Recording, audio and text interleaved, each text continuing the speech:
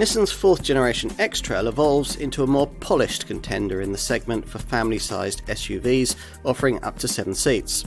The cabin is nicer, the looks are sharper, and you can have efficient e-power semi-electric petrol propulsion beneath the bonnet.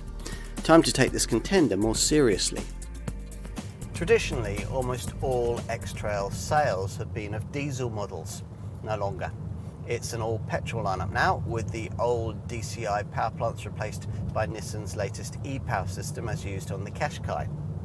You can't plug this setup in, but it's extremely clever, hence Nissan's claim that this is a battery car with a 460-mile range and 5-minute recharging.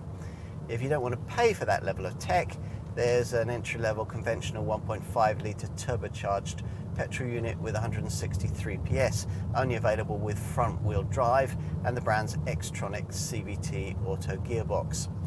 It's quite a clever mild hybrid unit with a variable compression ratio that allows the engine to tailor its output based on either efficiency or power.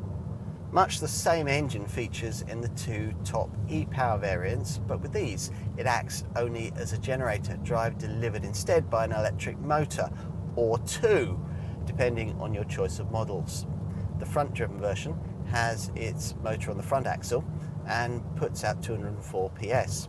The all-wheel drive variant that we're trying here adds a further electric motor on the rear axle, upping output to 213 PS, offering a 0 to 62 mile an hour potential of 7 seconds and delivering permanent four-wheel drive. This e-Force tech is able to respond to grip changes by altering front to rear torque distribution in less than 1/1000th of a second. Plus, with the extra rear motor comes a high-tech brake, vectoring and brake regeneration setup, which is supposed to deliver a more stable ride. The e-Force 7-seat variant we're trying here manages 44.1 miles to the gallon on the combined cycle and up to 148 grams per kilometre of CO2. There's been a bit of a styling switch with this 4th generation X-Trail. Its predecessor merely visually resembled a supersized version of the brand's smaller Qashqai SUV, partly because it also had to replace a previously offered 7-seat plus 2 version of that model. Despite a range of familiar brand styling cues, this Mark IV T33 era X-Trail, in contrast, is very much its own car and much more chunky SUV than stylized urban jungle crossover. Well, we're promised a segment standard-setting premium interior ambience here, but the truth is that it's really just a Qashqai with a more commanding driving position and a differently designed centre console. Fortunately, there's nothing really wrong with that, thanks to the step forward in quality the Qashqai has taken in its current 3rd generation J12 series form.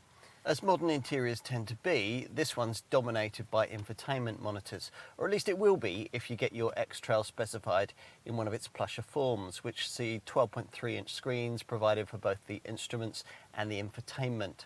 Surrounding it all, softer-touch materials and more sophisticated cabin fittings seek to promote the feeling of greater luxury than you might expect from the price tag, embellished on upper-spec models by classy ambient lighting, faux leather dash and door stitching, and the largest head-up display in the segment.